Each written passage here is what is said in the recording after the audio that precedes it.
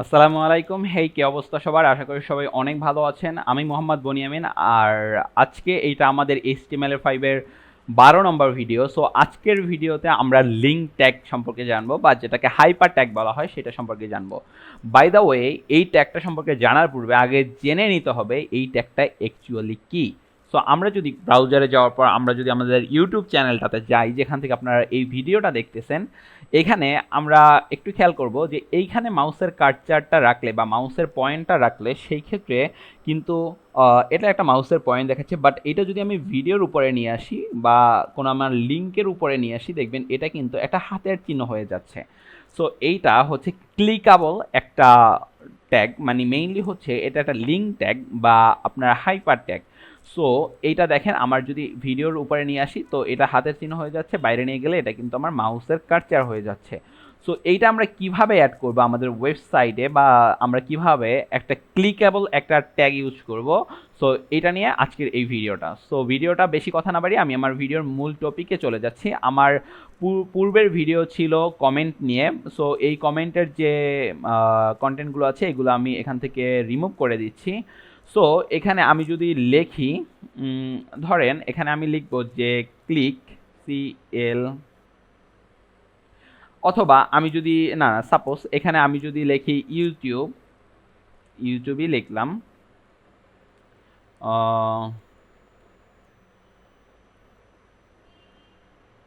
YouTube YouTube লিখলাম, control S দিয়ে save করলাম। সেভ করার পর এখন দেখেন এখানে কিন্তু আমার এই ইউটিউবটা একটা জাস্ট লেখা, এখানে কিন্তু আমার মাউসের ট্যাগ পয়েন্টে যাচ্ছে।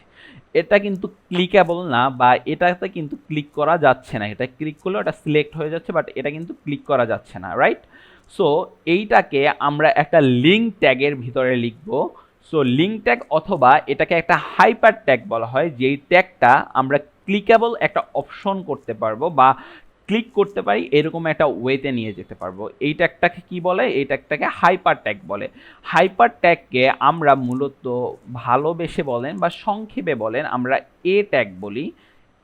এ ট্যাগটা আমি ক্লোজ করলাম, দেন এটাকে হাইপার ট্যাগ বলা হয়। হাইপার ট্যাগকে আমরা সংক্ষেপে এ ট্যাগ বলি। আমি যদি ইউটিউবটাকে Ctrl+X দ্বারা কাট করে আমি যদি এটার ভিতরে Ctrl+V দ্বারা পেস্ট করি, এন্টার Ctrl+S দিয়ে সেভ করার পর আমি যদি এটাকে রিলোড করি, এটা কিন্তু বোল্ড হয়ে গেছে ঠিকই, বাট এটা কিন্তু ক্লিকেবল হয় নাই, বা এটাতে কিন্তু ক্লিক করলে ইউটিউবে যাচ্ছে না। ঠিক আছে, এটাতে কিন্তু ক্লিক করলে আমাদের ইউটিউবে যাচ্ছে না।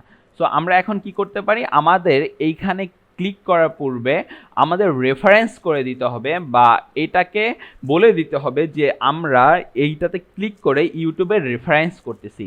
এখন আমরা যদি কোনো অ্যাট্রিবিউট ইউজ করতে চাই, সেক্ষেত্রে আমরা কি করব, আমরা প্রথম যে ট্যাগটা আছে, ট্যাগের যে প্রথম স্টার্টিং ট্যাগটা আছে, এটার ভিতরে আমরা লিখব কোনো লিঙ্ক অ্যাড করার ক্ষেত্রে মাস্ট বি, মনে রাখবেন, কোনো লিঙ্ক অ্যাড করার ক্ষেত্রে আমাদের এই অ্যাট্রিবিউটটা ইউজ করতে হবে, HREF, HREF। এটা লেখার পর আমি এন্টার প্রেস করার পর এটা কিন্তু আমার একটা অ্যাট্রিবিউট হয়ে গেছে। এই HREF দ্বারা এটাকে রেফারেন্স বোঝায় বা রেফারেন্স করা বোঝায়। কোথায় রেফারেন্স করবে? এটা আমার ইউটিউবে রেফারেন্স করবে।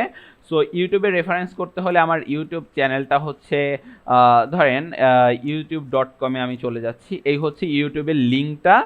এই লিঙ্কটা আমি Ctrl+S দিয়ে কপি করে আমি এখানে বসাই দিলাম, Ctrl+V দিয়ে বসাই দিলাম। এই দেখেন আমরা কি করলাম, আমাদের যে হাইপার ট্যাগ আছে, হাইপার ট্যাগটাকে সংক্ষেপে এ ট্যাগ বলি। এ ট্যাগের ভিতরে আমরা কি বললাম, আমরা একটা অ্যাট্রিবিউট নিলাম, HREF বা রেফারেন্স একটা অ্যাট্রিবিউট নিলাম। নেওয়ার পর এইখানে আমরা আমাদের লিঙ্কটা অ্যাড করে দিলাম। অ্যাড করে দেওয়ার পর ওই যে আমাদের ট্যাগটা আছে, ট্যাগটার ভিতরে আমরা লিখে দিলাম ইউটিউব। এটা আমরা Ctrl+S দিয়ে সেভ করলাম।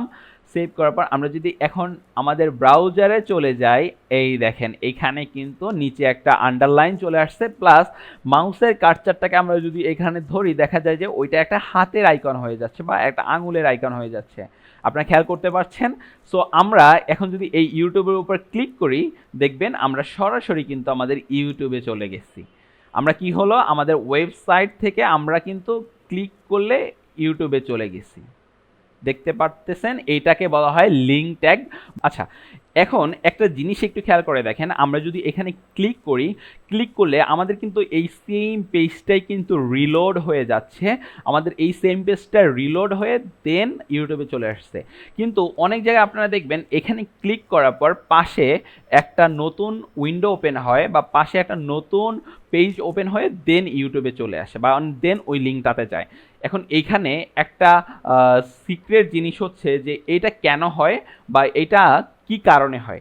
সো এইটা যদি আমরা দেখতে চাই, আমাদের এটাতে ক্লিক করলে যাতে নতুন একটা উইন্ডো ওপেন হয়, এটা যদি আমরা করতে চাই সেই ক্ষেত্রে আমরা আমাদের কোডে চলে গেলাম। কোডে যাওয়ার পর আমরা কি করলাম, আমাদের এই লিঙ্কটা এখানে শেষ হয়ে গেল। লিঙ্কটা শেষ হওয়ার পর এই যে ডাবল কোটেশনটা শেষ হয়ে গেছে, ডাবল কোটেশনটা শেষ হয়েছে যেখানে, ওইখান থেকে আমরা নতুন একটা টার্গেট নিব। কি টার্গেট? টি এ আর জিইটি, টার্গেট। নতুন একটা টার্গেট নিব, এন্টার প্রেস করার পর টার্গেটটা কি হবে? টার্গেটটা হবে ব্ল্যাঙ্ক, যাতে এই লিঙ্কটা একটা ব্ল্যাঙ্ক পেজে ওপেন হয়। সো ব্ল্যাঙ্ক লেখার পূর্বে মাস্ট বি এখানে আন্ডারস্কোর দিতে হবে, দেন ব্ল্যাঙ্ক লিখতে হবে, BLANK, ব্ল্যাঙ্ক, দেন আন্ডারলাইন দেওয়ার পর দেন ব্ল্যাঙ্ক লিখতে হবে, রাইট? সো আমরা কি করলাম, আমরা আমাদের এই যে রেফারেন্স লিঙ্কটা নিলাম, দেন ডাবল কোটেশন শেষ, তারপর কি করলাম, একটা টার্গেট নিলাম। কি টার্গেট নিলাম? একটা ব্ল্যাঙ্ক পেজ ওপেন হবে, ওই পেজে এই রেফারেন্স লিঙ্কটা ওপেন হবে। সো কন্ট্রোল-S দিয়ে আমি এটা সেভ করলাম, সেভ করার পর দেন আমি যদি আমার আবার এই ইটাতে চলে যাই, রিলোড করি, দেখবেন যে এটা যদি আমি এখন ক্লিক করি, এই ইউটিউবে ক্লিক করলে আমার নতুন একটা পেজ ওপেন হয়েছে। আমার কিন্তু আগের পেজটা আছে, আমি যতবার ক্লিক করব অতবার নতুন নতুন পেজ ওপেন হচ্ছে, নতুন নতুন ইউটিউবের একটা পেজ ওপেন হচ্ছে। সো আজকের এই ভিডিওতে আপনি কিন্তু আর একটা জিনিস শিখলেন, সেটা হচ্ছে কিভাবে একটা লিঙ্কে ক্লিক করলে একটা নতুন ব্ল্যাঙ্ক পেজে লিঙ্কটা ওপেন হবে, সেইটাও কিন্তু দেখিয়ে দিলাম। বা কোনো কিছুতে একটা লিঙ্ক অ্যাড করার জন্য এখানে আমরা অ্যাকচুয়ালি এই ট্যাগটা ইউজ করব। ইভেন এই ট্যাগ দ্বারা আমরা যদি কোনো ওয়েবসাইটে দেখা যায় যে আমাদের পার্সোনাল ওয়েবসাইট, আমাদের ফেসবুক অ্যাকাউন্ট, আমাদের টুইটার অ্যাকাউন্ট অথবা কোনো ওয়েবসাইটে লিঙ্ক অ্যাড করতে হয়, সেই ক্ষেত্রে কিন্তু আমরা এইভাবে আমাদের লিঙ্কগুলো অ্যাড করব। সো আজকের ভিডিও এই পর্যন্ত। এই ভিডিও দ্বারা আমরা লিঙ্ক ট্যাগটা সম্পর্কে বলেছি। এই ভিডিওতে এই লিঙ্ক ট্যাগটা দেখানোর একটাই কারণ, আমাদের পুরো ওয়েব ডেভেলপমেন্ট কোর্সে এই লিঙ্ক ট্যাগটা এমন একটা ট্যাগ যেটা সম্পূর্ণ কাজে লাগবে। সো আজকের ভিডিও এই পর্যন্ত। যদি ভিডিওটা ভালো লেগে থাকে অবশ্যই একটা লাইক দিবেন আর সাবস্ক্রাইব তো মাস্ট বি করবেন। ইভেন আজকের ভিডিওটা যদি ভালো লেগে থাকে এই প্লেলিস্টটা কমপ্লিট করে নিজেকে একজন ওয়েব ডেভেলপার হিসাবে তৈরি করবেন এবং এখানে একটা কেরিয়ার করতে পারবেন। সো ভালো থাকবেন। আসসালামু আলাইকুম।